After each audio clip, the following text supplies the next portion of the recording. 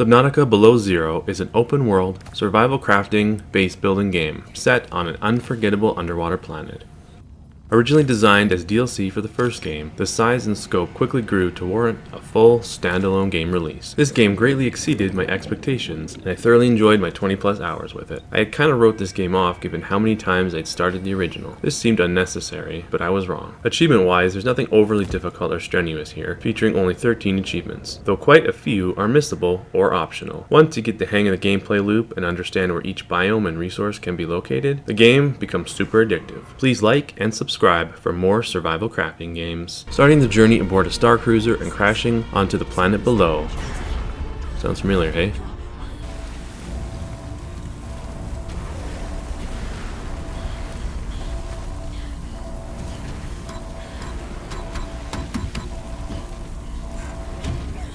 It's time to get started. Hey, where's the water? Getting over my immense disappointment at the lack of water, I look at my surroundings and head down a path hoping for water. Yes, success.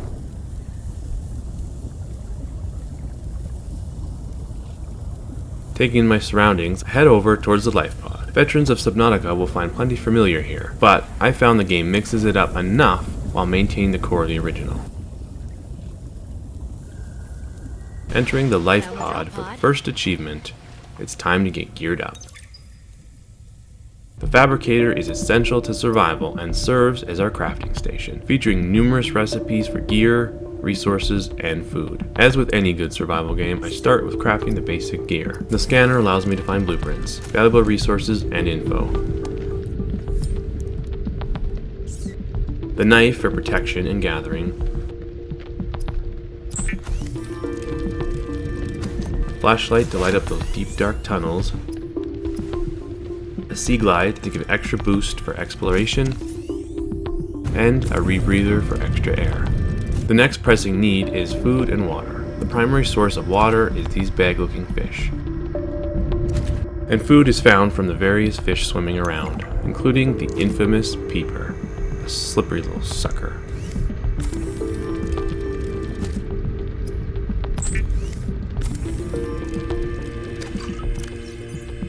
Encountering a sea monkey for the first time, I didn't realize that they'd steal my equipment. Although I was a little aggressive here, I will come to regret this action.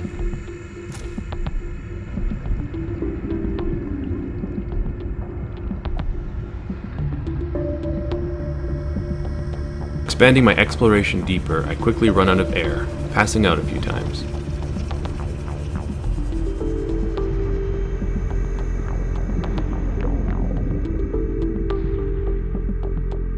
To combat this problem, I will be making a high-capacity air tank and the sea truck. In order to build more advanced and useful gear, facilities, and upgrades, you are required to find and unlock various blueprint fragments. The fragments are scattered throughout the various biomes. I found the distribution of blueprints and resources a lot more manageable in Below Zero, as the map felt smaller and easier to memorize. Expanding my search for blueprints further out, I stumble upon Delta Station, an abandoned research base.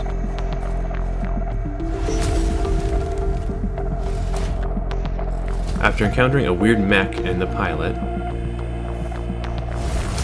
Oh, there's people now.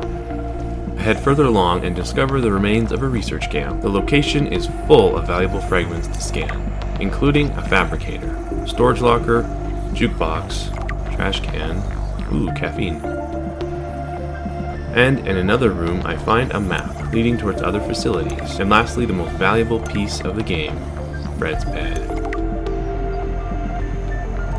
Looking around the satellite for a bit, we'll be back later. I look over my loot and leave the island.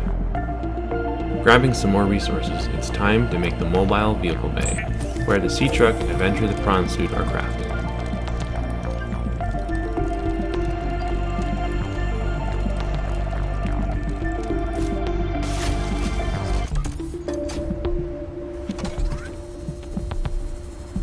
Getting the recipe for the sea truck, I focus on gathering. Here, I find the blueprint for the high-capacity tank and quickly head back to make it. Spending a good amount of time crafting resources, I'm finally ready to make the truck.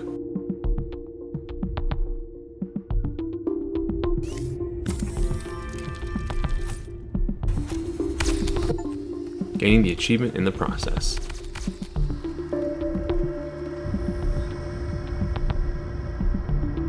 Making quick use of my newfound ride, I dive deeper into this not ominous cave and encounter one of the main characters of the game. Yes, this game has plot.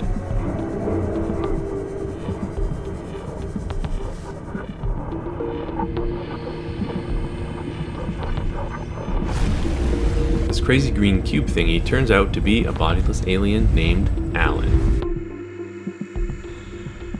With Alan stuck inside our head, we now have access to numerous points of interest to explore, as well as the sea monkeys now bring us resources instead of stealing. Now I feel really bad.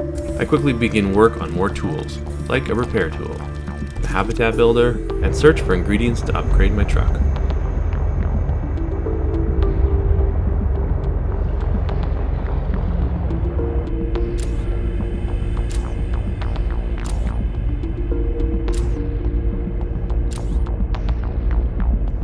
Deciding I've outgrown the escape pod, I build a new base, and by base I mean a single room. But hey, it's solar powered.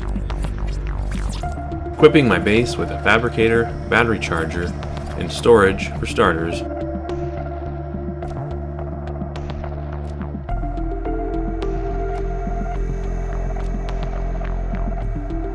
Finding the unlock for the moon pool and sea truck docking arm allows me to now upgrade and charge my vehicle.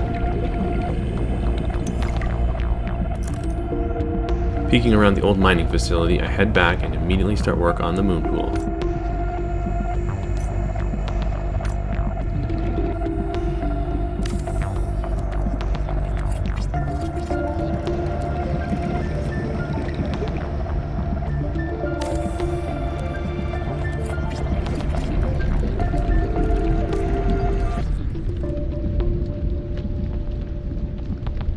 Now I can park, but not before having an incredibly hard time figuring out how.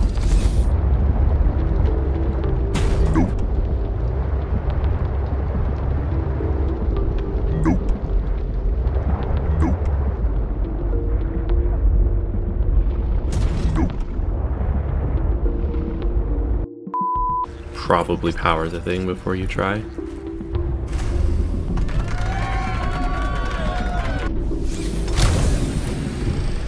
Giving my sea truck a brand new paint job, I give him a name. You shall be known as Sherman, the sea truck. My next goal is to upgrade Sherman with the MK1, 2, and finally 3 depth modules, so I will be able to reach all the goodies hidden in the deep. To do this, I require diamonds, which I have not encountered yet. Spoiler warning, it turns out that there is an abundance of diamonds right beside my base, but I don't know this yet.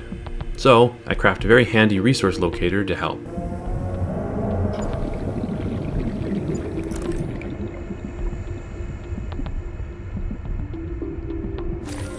Diamonds finally in hand, I start upgrading. First the MK1, increasing my depth to 300.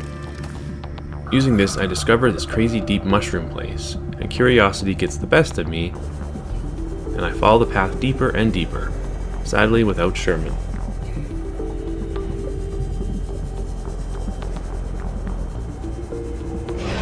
With the help of oxygen plants, I happen upon alien ruins with an ancient alien skeleton.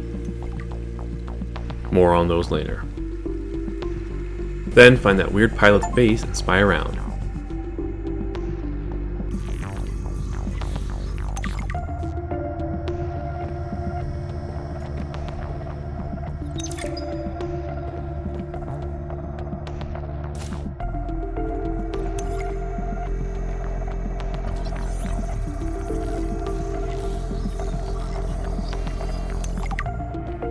At this point, I feel like I can play the game forever and not accomplish anything.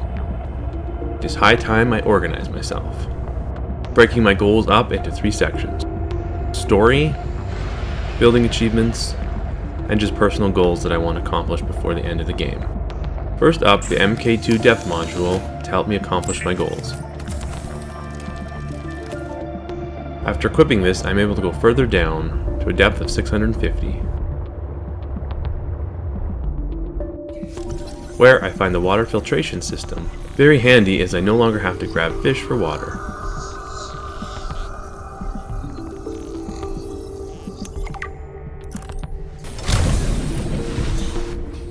Eventually, my search leads me to another abandoned facility full of goodies. This island is very easy to get lost, but for now, we'll stick to the main buildings. Scanning the fragments for the snow fox, its base, the handy cold suit, and the spy penguin. Returning to my base, I'm going to knock out all the building achievements before progressing the story. Starting with the jukebox, then the adorably annoying spy penguin,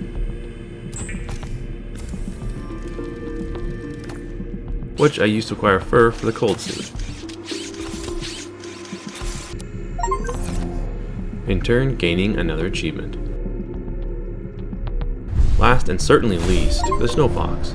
Other than one time to escape a giant space worm, I didn't use it at all. Finished with the building achievements, which basically make up the missable section of the list. The final goal to accomplish before finishing the story is to fully build out the sea truck along with the prawn suit.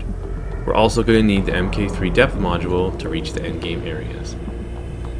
Without further ado, I construct the storage module and the aquarium module for the sea truck. And the handy dandy prawn suit.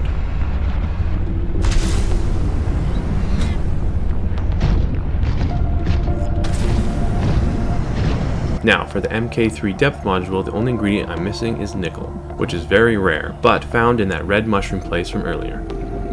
So I head back for nickel.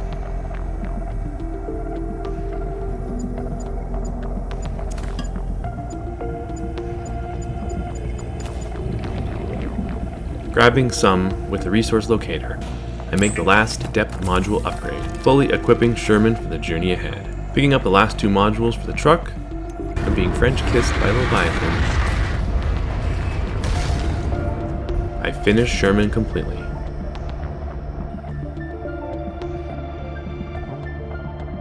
Check him out. With John the Prawn in the back, I take my new bus out for a spin.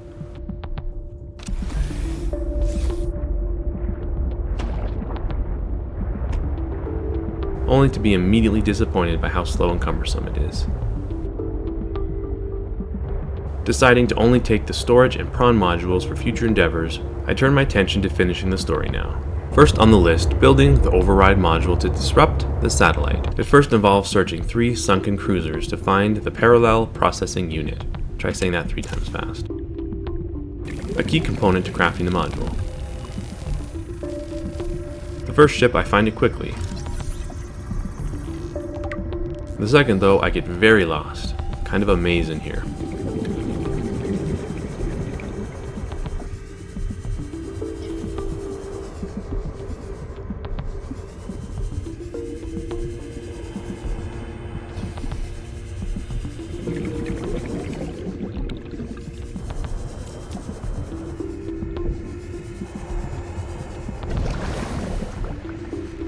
Finally finding it. Only one left. The third ship has plenty of oxygen plants, so I easily find it this time around. With all 3 fragments scanned, it's time to craft the module.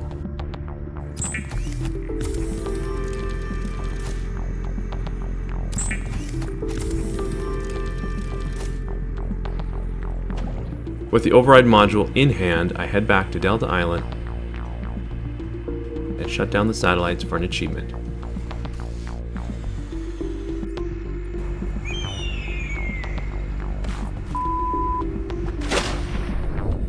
After completing the mission, we head over to find the weird pilot lady again.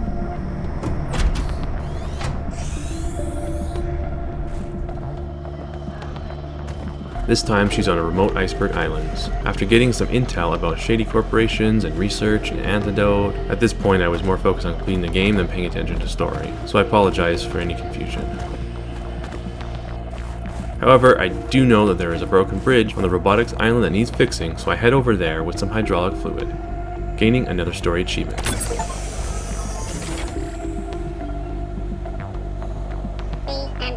With the bridge fixed, I'm able to explore further, where I find the antidote vial in a cave.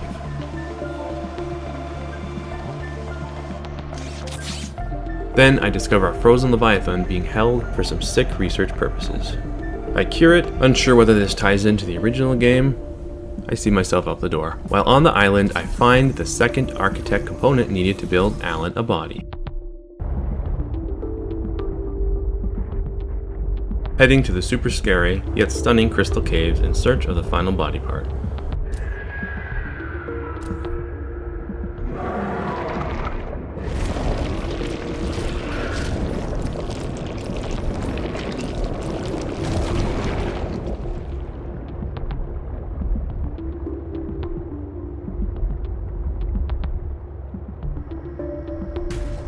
Finding it inside this cool crystal structure, I head back to gather the ingredients. But we cannot craft this thing with a normal fabricator. No, we have to go back to the crystal caves to search for the fabricator room.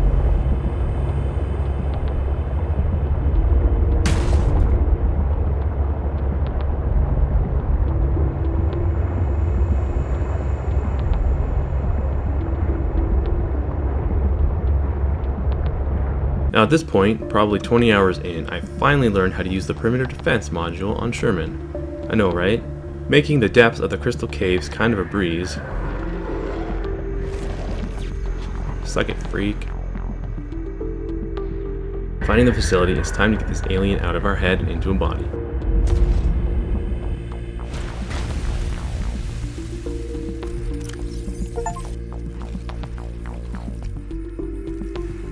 We listen to him trauma dump about his past mistakes and decide to go to his homeworld and lend a hand.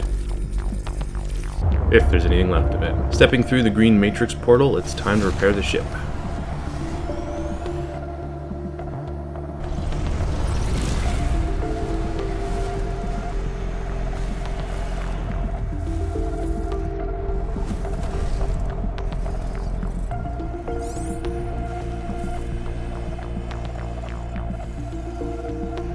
Beam me up, Scotty.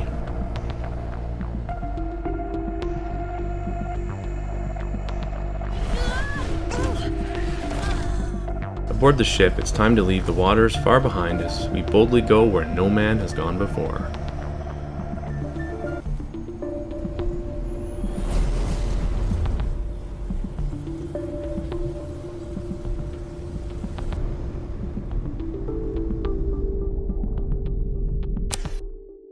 Getting the last achievement.